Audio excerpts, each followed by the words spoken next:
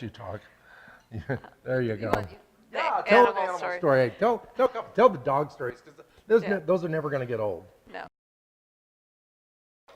So I do animal rescue. I have a lot of different dogs. So when people have problems with animals, they tend to call me. When the first time that Richard ever taught this class was actually in Chicago, and I had just come back from the class, and so I had the manual, and a friend of mine called me, and she was in tears.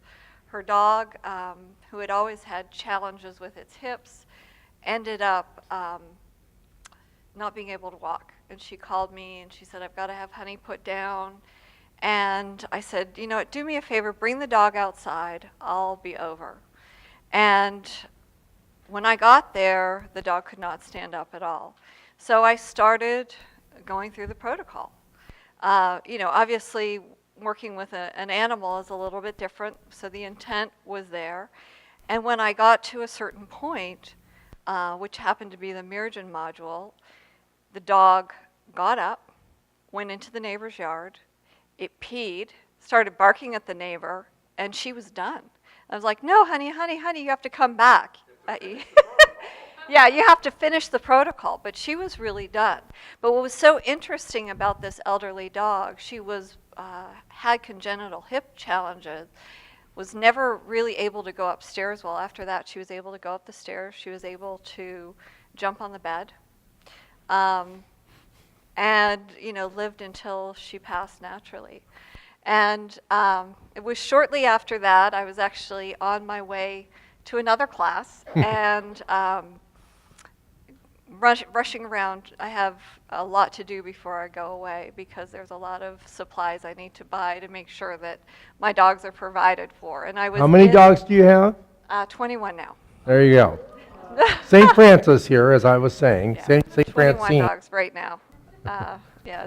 But not all in the same house, multiple houses. Anyway, and I came down this aisle and I was in a hurry to get going, and I felt this dog, and I just thought, oh.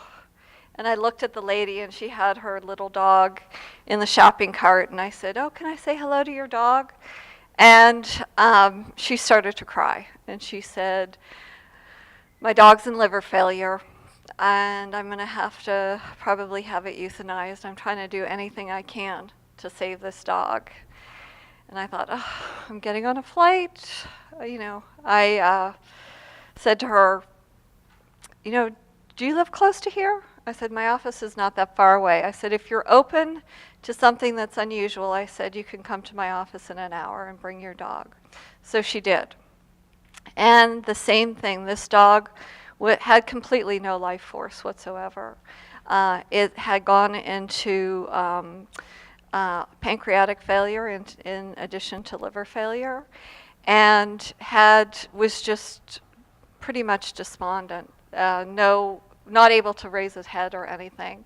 And I started going through the protocol. The woman, I said to her, just be open to this. And what was so interesting, again, I got to the Miragen module, and the dog got up and started licking my face. And what was so interesting was, again, the dog was done. I'm thinking, no, we have to finish the protocol. I still, at that point, it was not in that same, belief system.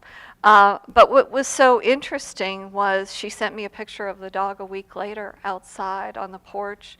The dog has been completely fine ever since. And, and Richard, so this is my, so please don't judge me, but I always say, when is roadkill not roadkill? So for me, when I see an animal that gets hit by the side of the road, I can't just leave it in the road and let people drive over it. So I will pull over and pull it off the road. And unfortunately, for me, sometimes they're not gone, or fortunately, I guess. And my most recent one was actually a big possum. And I pulled over to the side of the road, went to go pull this possum off of the road, and it was still alive, barely. And so I thought, well, what should I do? I scooped it up and I put it in the back of my car. And now I've already mapped what you're learning. And so I can just actually do what Richard does because it's a field effect. And as I started to go through the process, the whole physiology of this possum completely changed. The gums that were gray and not much life force within the possum all of a sudden became pink. And then all of a sudden the possum sat up and it's in my car. And it was cold outside, and I thought, well, what should I do with this possum now? And I kind of put it in a box, and then I started to bring it outside, and I thought, oh, again, the same thing. Well, what am I going to do with this? It was too cold, and I was afraid that maybe what I did didn't take, So I brought the possum home and put it in a Rubbermaid container in my living room. But the possum, continued to improve, started to eat. I mean, it's just amazing. So, it doesn't have to be limited. And the last time I think Richard asked me to share one of the stories, I got called to an emergency room situation where somebody had had a stroke and this man was hooked up to all these different machines. He was a complete stranger to me. But one of my colleagues that's a doctor asked, it's a very dear friend of him, if there was anything that I could do to assist. And because this man was hooked up to so many different life support systems, I asked the son-in-law to sort of work as a surrogate. And what was interesting is the son-in-law holographically went through so many different of the patterns.